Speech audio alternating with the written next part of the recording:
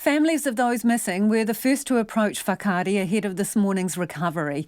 Whānau of the 8 people still on the island were on a boat which headed out to the island before dawn. They're about a kilometre off Whakaari with Ngāti Awa for a blessing. Katie Scotcher reports.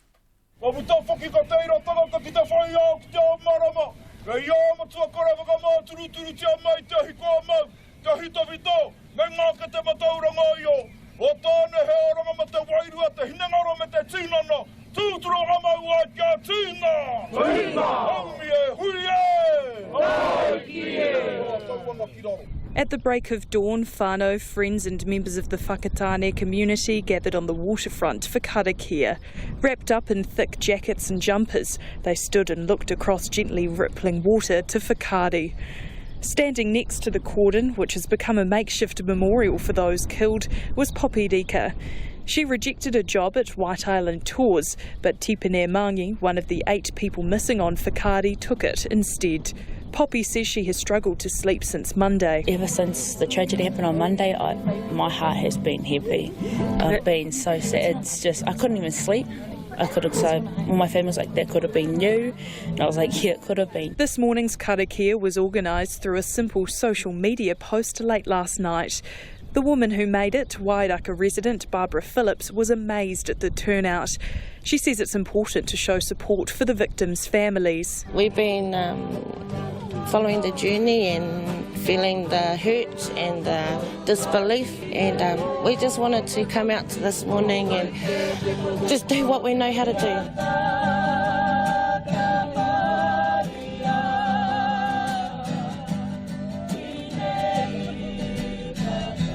As the large group sang waiata, others lay flowers at the cordon and embraced.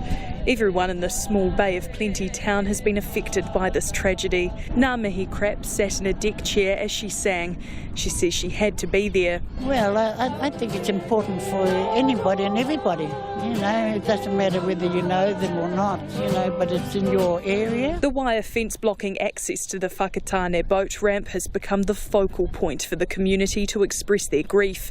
It's been carefully decorated over the past week with messages and hand-picked flowers. Security guard James Dean has become a familiar face to many. He's been stationed at the cordon since Monday night.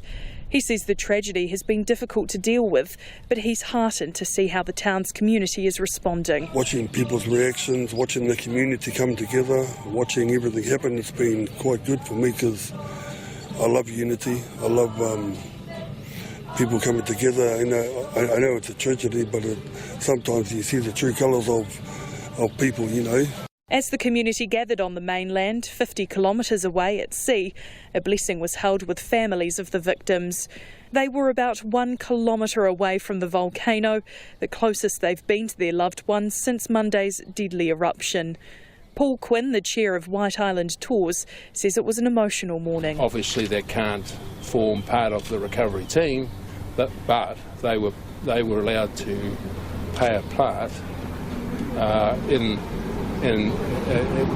opening the way for their loved ones to be recovered. The grieving families returned to the mainland at the start of the recovery operation, just before 8 this morning. As the White Island tour boat carrying them slowly moved into the harbour, they were welcomed by a kuia.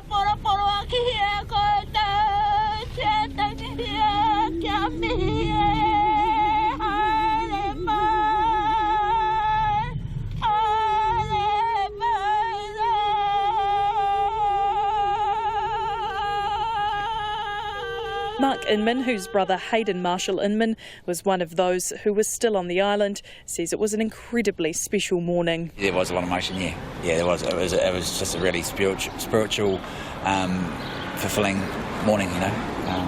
But yeah, it was just one of those moments that you're proud to be a New Zealander, proud to be amongst the Māori culture, and full credit to Ngāti Awa for providing that opportunity for the families. Deputy Police Commissioner Mike Clement met the families as they left the boat.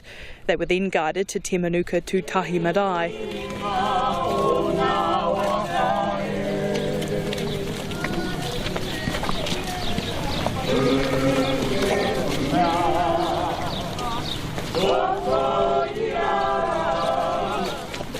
Here we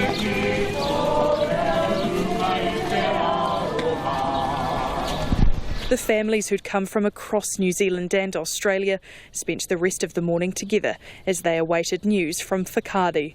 I whakatāne mo te hōtaka o te ahi nei, ko Katie Scotcher aho.